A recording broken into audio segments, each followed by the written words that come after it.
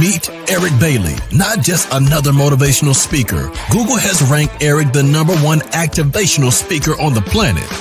Eric Bailey is a thought-provoking, critical thinker who will make you approach your business and your life in a whole new way. I really think that we need more Erics in this world, so bring on the activator, more of him. Ladies and gentlemen, we present to you Eric Bailey. Eric Bailey.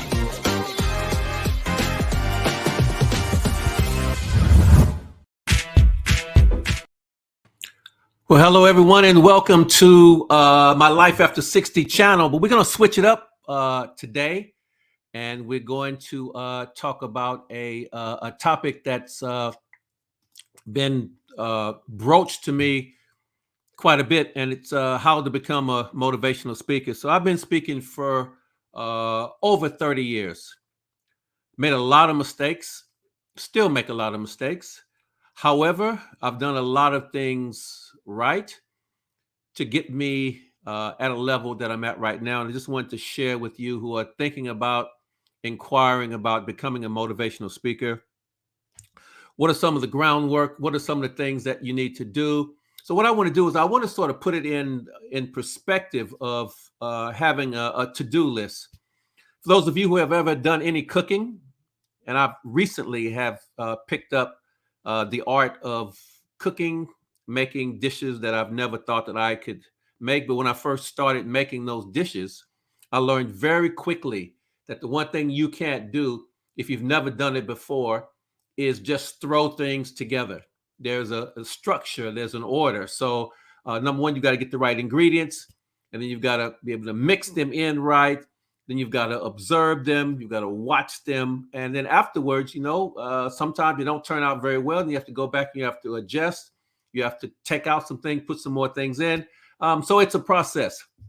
So what I want to do now is I want to give you the ingredients of what I feel is a great way to start your journey to bake or cook your motivational business and get off on the right steps. So here we go. First thing you need to do is you need to choose your topic and develop your idea. Now, I played professional basketball for a very long time, 14 years. Before that, I was a student at Boise State University, and before that, Chemeketa Junior College, and before that, at Cathedral High School.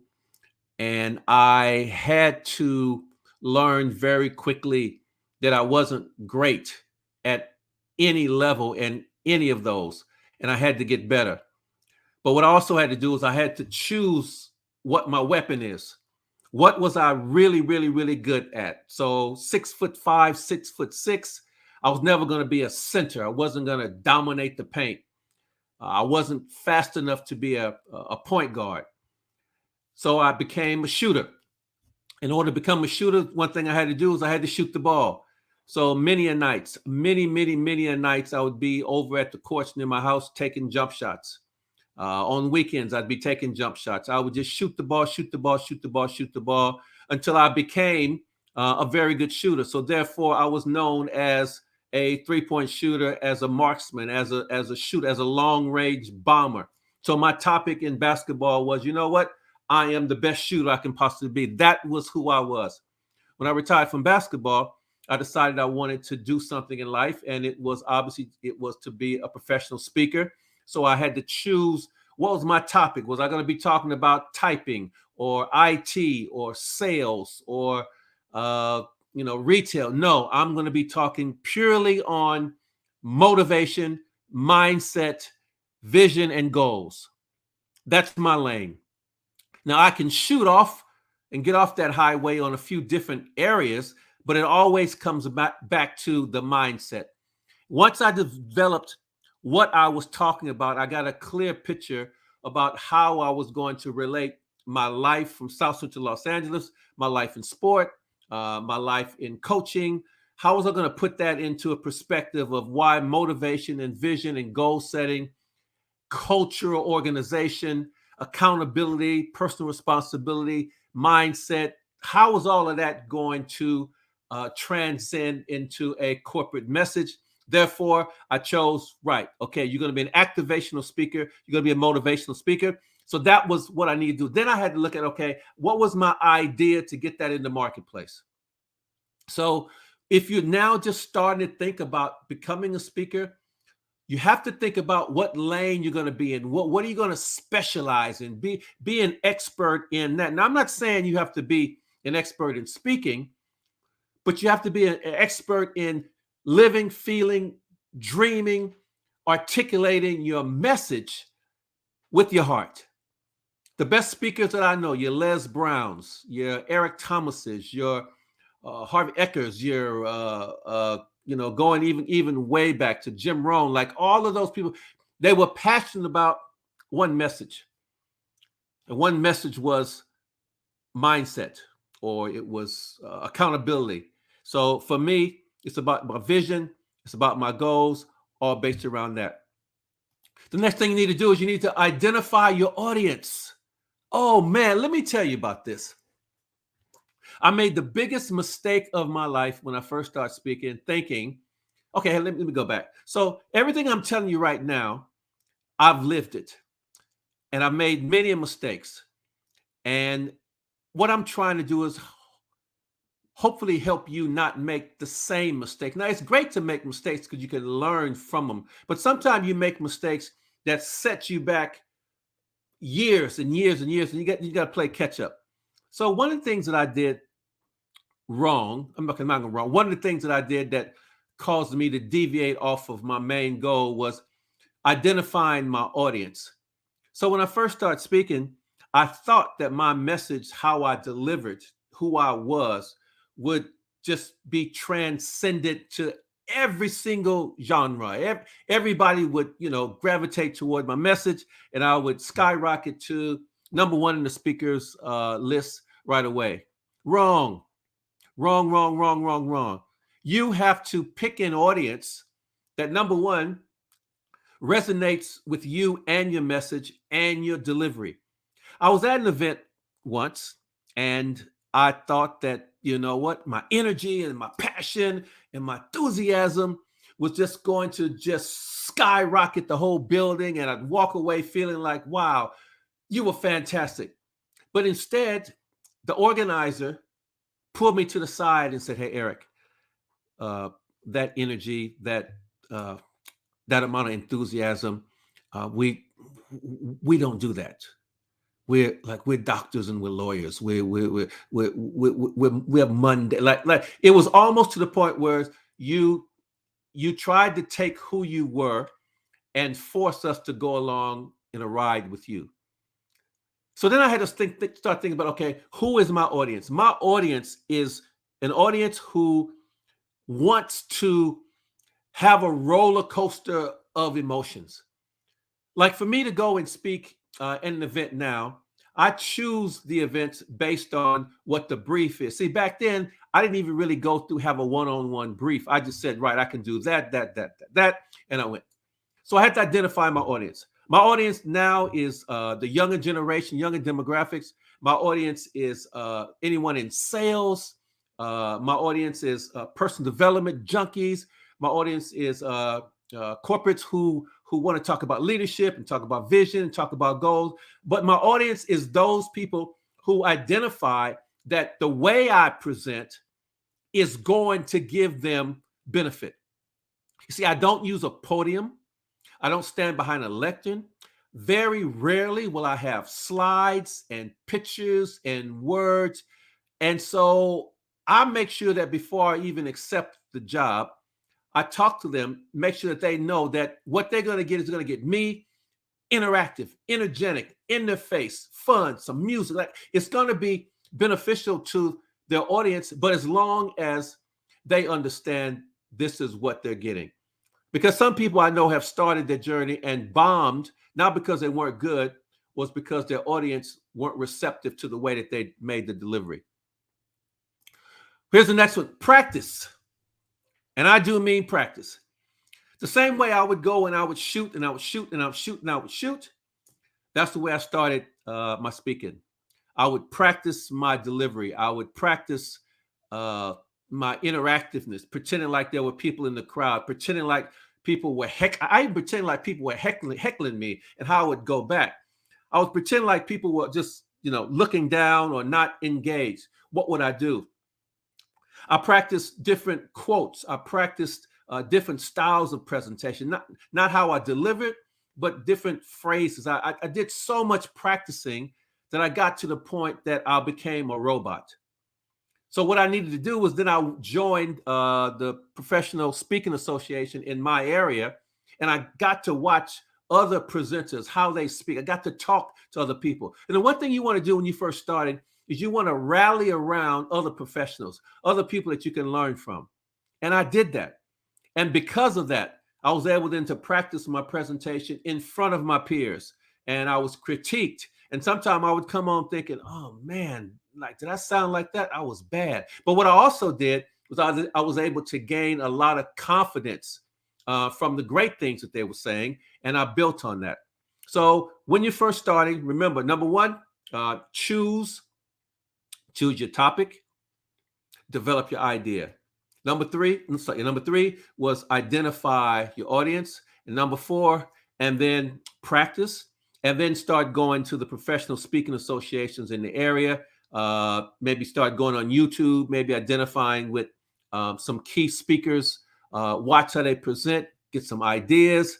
Now start building some thought process around how you now want to launch yourself. And of course, now we're going into our next one is prepare your marketing strategy. So when I started, there was no internet really.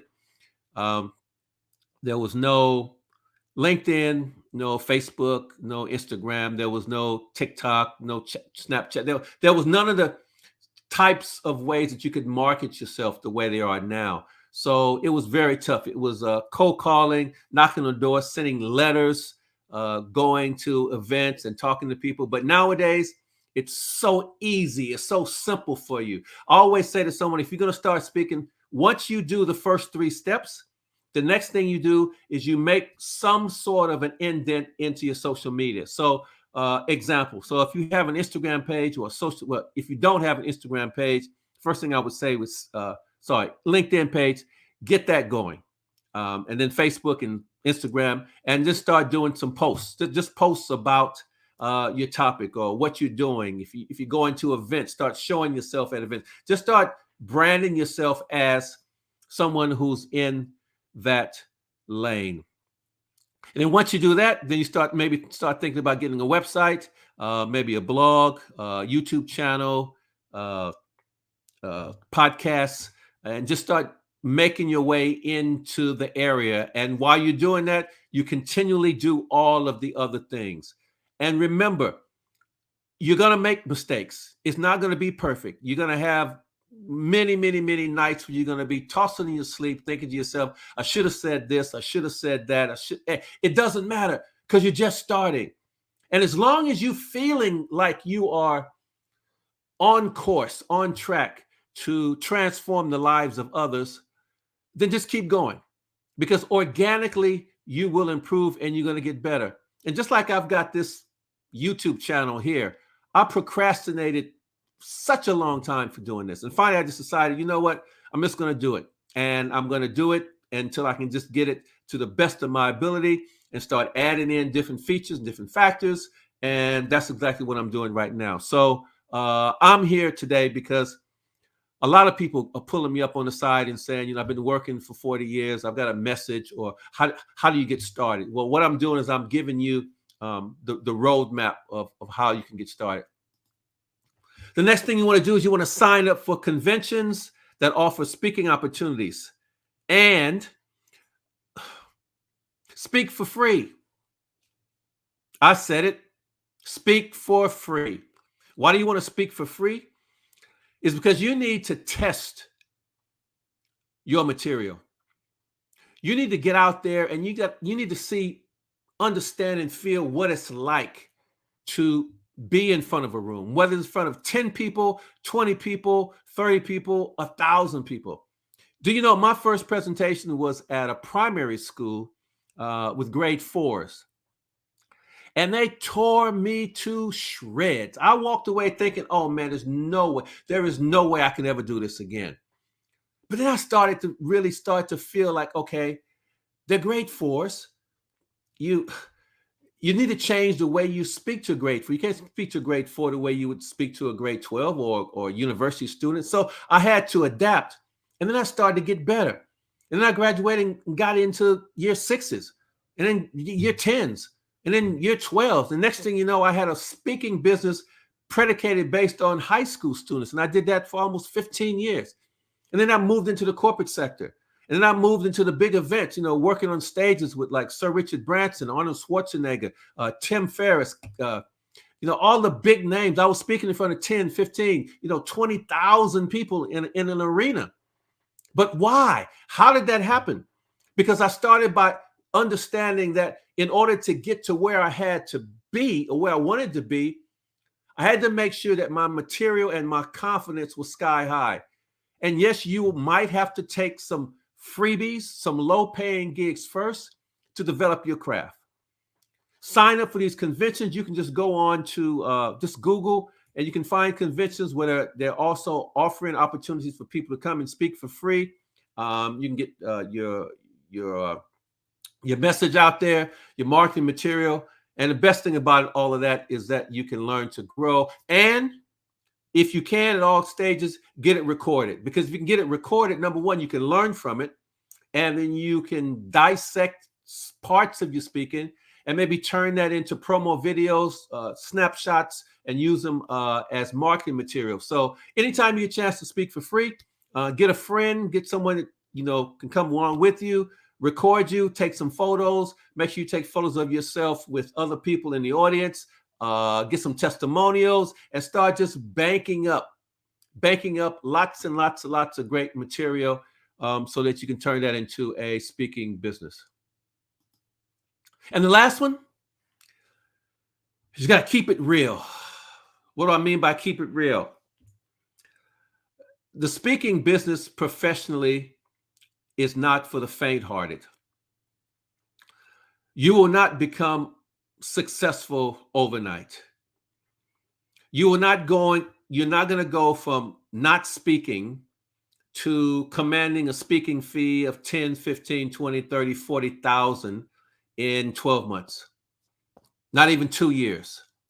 Maybe not even in 3 years. Maybe not even in 4, maybe not even in 10 years will you be able to be on stage and require and get 30 grand for a presentation. And you know what? That's okay. Because speaking is just like professional sport. Everybody doesn't become a Michael Jordan, LeBron James, a Magic Johnson, a Kareem Abdul-Jabbar. They don't become the biggest names in the industry. It takes a lot of time. It takes a lot of luck, but it also takes tremendous, tremendous, tremendous selflessness, and to a certain degree, being very selfish. What I mean by selfish, you have to be selfish with your time. You have to build your craft. And everybody is not cut out to do that. Everybody doesn't want it that bad. And that's okay. Because some people only want to be part-time speakers. Some people want to continue their work, their job, and still speak on the side. That's fine. But some people want to travel the world. They want to build a legacy. They want to create magic every single place that they go. And that's hard to do. And in order to do that, you have to do 3 things. Now, I'm going to tell you what those 3 things. Number 1, and this is a part of my championship DNA packaging program. Number 1, you have to be very curious. You have to be curious about how you can improve. You have to be curious about how you can make yourself better, your presentations better. Curious about how you can adapt. Number 2, you have to be ultimately committed. Committed into doing whatever it takes, legally, ethically, with compassion and empathy. You have to be committed enough to know that, you know what, there are some days, some weeks, there'll be some months that you might not get one speaking gig that's going to pay. And even though you're still committed, you have to still go out and better your craft. And the last one, and the third one, and I think this is probably the most important of the C's, is you have to be courageous. You have to be courageous. You have to be fearless, because the amount of rejections that you're going to get from walking in this industry is tremendous. And for some people, rejection is something that they can't shake. I was rejected as a child from my own biological parents. So I suffer from abandonment issues. So for me, it was a double whammy, because every time I get rejected, I revert back to, well, your parents rejected you, so the client's going to reject you, or the audience is going to reject you. So I have to fight all the time to make sure that my mind is focused and I'm still committed. And at the end of the day, I always come back to, every time I get one person who say, Eric, your presentation was fantastic, you changed my life, that is why I do what I do. So if you want to be a professional speaker, you want to go all the way, you want to win a championship, you got to choose your topic and develop your idea. You got to identify your audience. You got to practice and practice and practice and practice. I mean, perfect practice. Join a professional speaking association in your area. Prepare your marketing strategy. Sign up for conventions that offer speaking opportunities, and speak for free and record it. And then the last one, you've got to keep it real. So that just about covers how I would think one should get started. I'm more than happy to give you any advice that you possibly might want or need. Hit me up in the comment section. Thanks for sticking by me and watching the channel. I'm based in Brisbane, Australia, Brisbane, Queensland, Australia. I love what I do. I love speaking, whether it's on stage, in a boardroom, on a YouTube, on Zoom, on Teams, because I believe I was born to do this. Share this, comment, like it. My name's Eric Bailey. Thank you so much for taking the time to listen to me, and to be a good motivational speaker. To do anything great in life, you have to remember this: you don't get what you want in life. You only get what you work for. Peace. I'm out.